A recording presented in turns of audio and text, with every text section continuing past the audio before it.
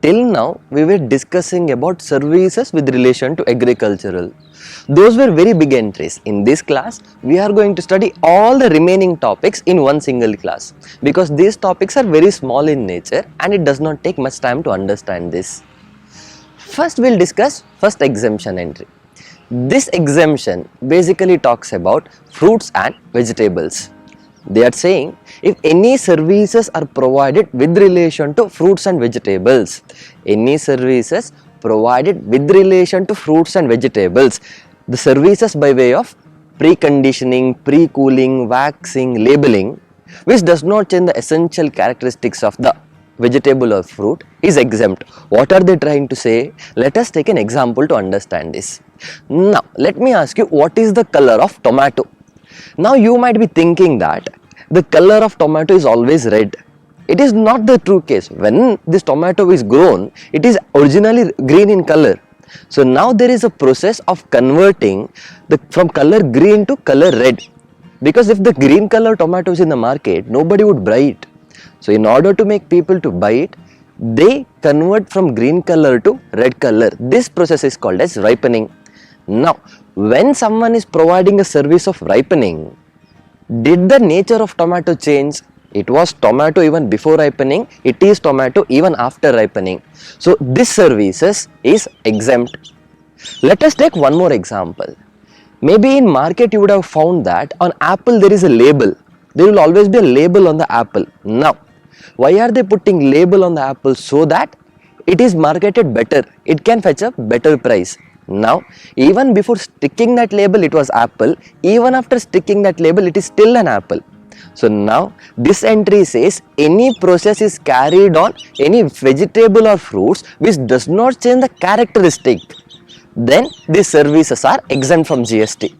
In our previous class, we studied that certain services with relation to vegetable and fruits are exempt from GST.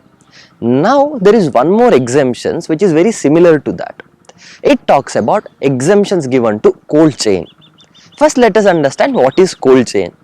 Now, whenever a farmer grows an agricultural produce, may it be a fruit, may it be a vegetable or any other agricultural crops, now if he doesn't sell it within a very short period of time, it will get spoiled because it is perishable in nature. That is why farmer has to store it in a place where it will come for a longer period of time. Now, this particular place is called as cold chain.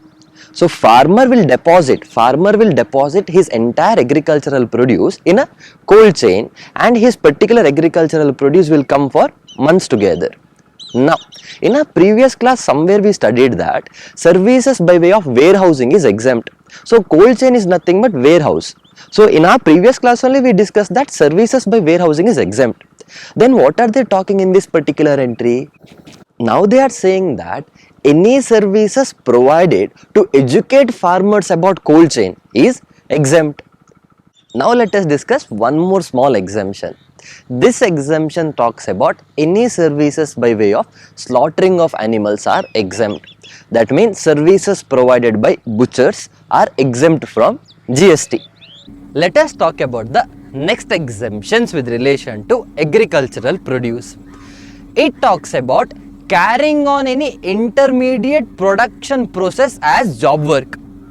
Let us take an example to understand what this entire line meant. Say there is a farmer who grows paddy. There is a farmer who grows paddy. Now he will get that paddy to a rice mill. Fine. Farmer will get that paddy to a rice mill and the rice mill will remove the shell. It does the shelling and it bifurcates and it only gives rice back to the farmer. So entire scenario is farmer bringing the paddy, the rice mill removing the shell and giving the rice back to the farmer. Here the rice mill owner is a job worker. Fine. So what he does a job work of removing the outer cover of the paddy. So this entire process is exempt under GST.